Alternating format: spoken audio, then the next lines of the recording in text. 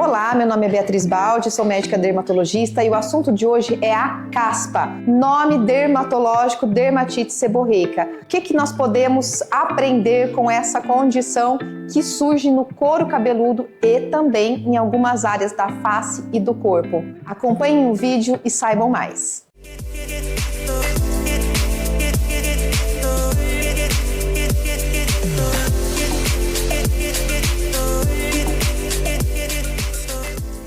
A caspa, nome popular da dermatite seborreica, é uma condição causada por descamação, coceira e irritação no couro cabeludo, mas que pode acontecer também em algumas áreas da face e do tórax. A caspa é um pouco mais comum naquelas pessoas que têm a pele mais oleosa e também um pouco mais sensível, podendo estar muito associada a alterações na temperatura. Travei. Esse negócio passeando lá, olhando aqui. Sejam elas o banho mais quente, o aumento no vento, na descamação, em fatores externos que podem causar uma irritação maior na pele. A caspa, ela depende de uma predisposição pessoal e também genética para o seu surgimento. Mas é importante nós falarmos aqui sobre alguns mitos e sobre algumas verdades associadas a essa condição. O primeiro mito: a caspa não tem nada a ver com a higiene do couro cabeludo e da face.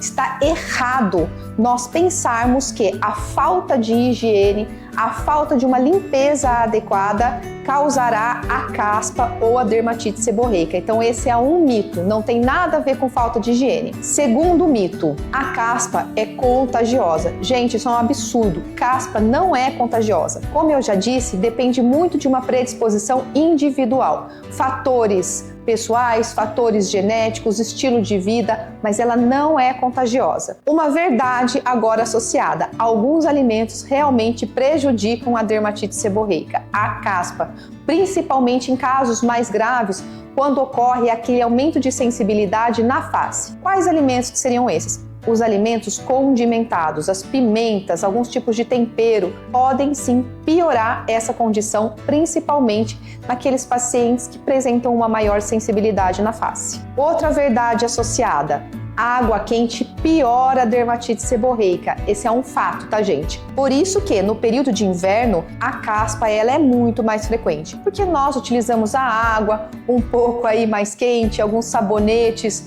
aí muitas vezes em excesso, enfim, nós tomamos aquele banho mais demorado. Então isso pode agravar sim a dermatite seborreica. Agora, outra pergunta: caspa provoca queda de cabelo? Gente, em alguns casos sim. Por quê?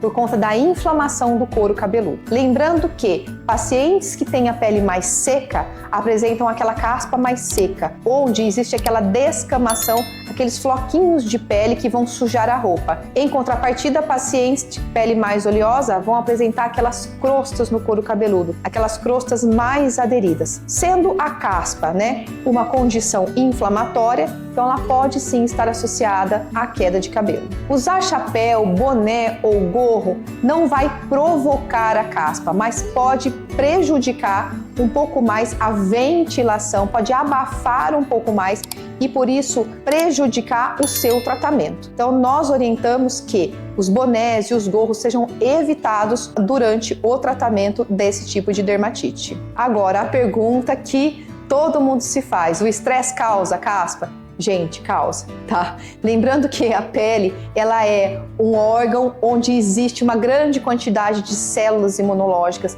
Então, qualquer situação de estresse, seja ela um estresse emocional ou um estresse metabólico, pode sim estar associado aí ao surgimento de algumas dermatites. Então, o estresse pode sim estar associado ao surgimento da dermatite seborreica. Agora, com relação às escovas progressivas, uso do formol, o tilglicolato, será que isso vai prejudicar a caspa? Gente, se esses produtos forem aplicados no couro cabeludo, eles podem sim irritar um pouco mais aquela pele, causar algum tipo de descamação, que não necessariamente é a dermatite seborreica, mas pode acontecer sim alguma descamação do couro cabeludo, que não é a dermatite seborreica, mas é um tipo de descamação por uma dermatite de contato. Por que os homens sofrem muito mais com caspa do que as mulheres? Por conta do aumento de glândulas sebáceas. Homens tendem a ter glândulas sebáceas maiores, um maior número de glândulas sebáceas, e essas glândulas sebáceas, elas são mais funcionantes por conta da testosterona. Então os homens tendem a sofrer com essas patologias que estão associadas ao aumento da seborreia, da secreção sebácea. Então os homens tendem a ter mais caspa, sim, não somente no couro cabeludo, mas também na área da barba. Mas afinal, a caspa tem cura? Gente, tem cura sim. Nós podemos controlar essa dermatite seborreica.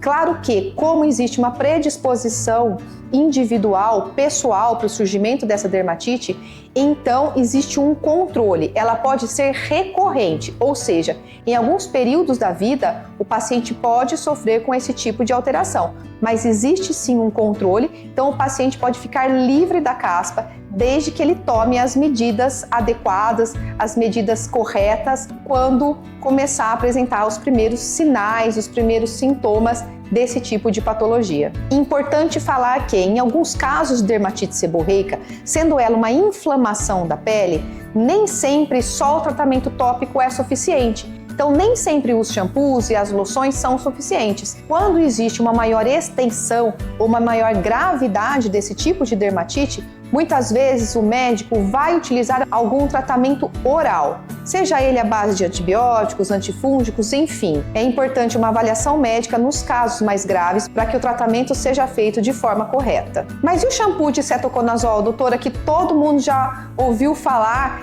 que é utilizado quando você tem caspa? Os pacientes às vezes procuram até espontaneamente nas farmácias pelo shampoo de cetoconazol. Existe comprovação de que o cetoconazol ele melhora a caspa? Sim, gente. Por quê? Por conta da proliferação de um fungo que já existe na nossa flora, no nosso couro cabeludo, nas áreas pilosas, chamado Thyrosporum ovale. Então, quando existe uma disfunção nessa população fúngica, isso pode estar associado a casos mais graves de dermatite seborreica, casos mais graves da caspa, e é onde o cetoconazol entra. Então, não é errado nós utilizarmos o shampoo de cetoconazol, mas, mais uma vez, fica aí a lembrança de que casos mais graves, casos que não melhorem aí com medidas mais simples, precisem ser avaliados por médicos mais experientes para que o tratamento seja feito de forma correta. Se você gostou desse vídeo, curta, compartilhe, se inscreva no canal e tenha acesso a muitos outros vídeos, muito mais sobre o mundo da dermatologia. Até o próximo vídeo.